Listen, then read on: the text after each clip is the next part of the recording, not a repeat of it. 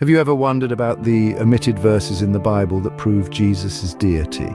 This is a question that has piqued the interest of many, and today we're going to explore this captivating topic. Our journey takes us back to the 19th century, to the work of two notable scholars, Foss Westcott and Fenton John Anthony Hort. These gentlemen dedicated their lives to the study and translation of biblical texts. Their profound research and meticulous approach led to the creation of a new version of the Bible known as the English Revised Version. This version has since served as the foundation for nearly all modern translations, but here's where the plot thickens. In their pursuit of accuracy and clarity, Westcott and Hort made some intriguing choices that have sparked debates among scholars, theologians, and casual readers alike. They decided to omit certain verses that, interestingly enough, hold significant implications for understanding Jesus' deity. For instance, consider the book of Matthew. Several verses in this book, like Matthew 17:21, Matthew 18:11, and Matthew 23:14, are conspicuously absent in the English Revised Version and subsequent translations. These verses, among others, provide compelling evidence of Jesus' divine nature.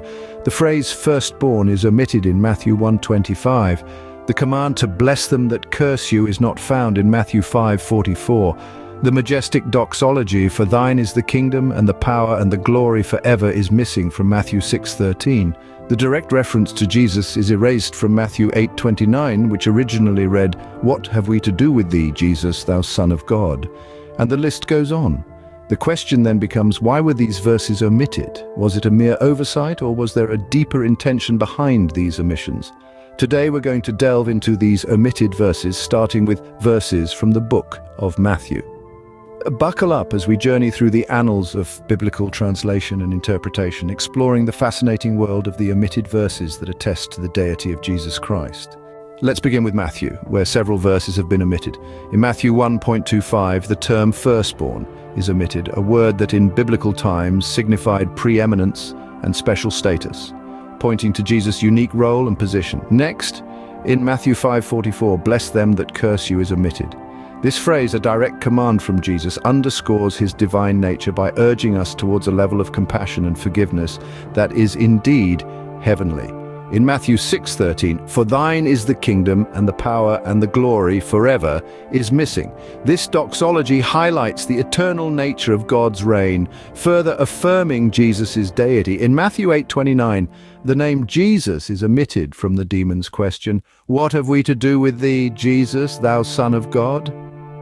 This omission erases a clear recognition of Jesus as God's Son by supernatural beings. Matthew 17:21, 18:11, and 23:14 are completely removed.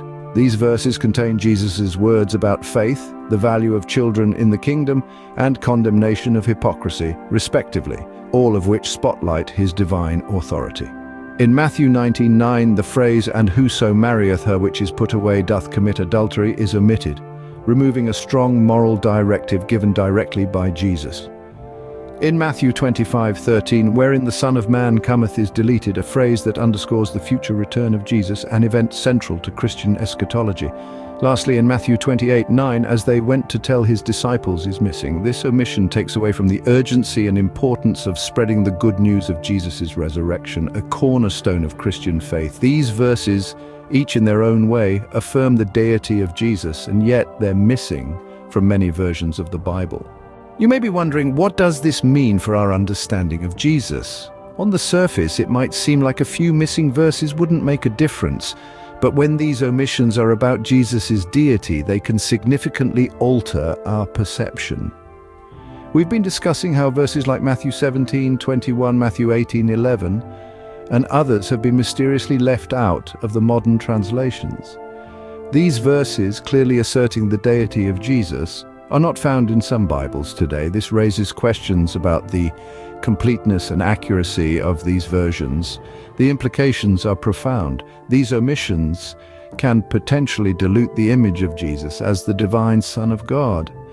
They might subtly shift our understanding and appreciation of his role in our faith. So we encourage you to delve into your own Bible, see if these verses are there. It's a fascinating journey of discovery that might just change the way you view your faith.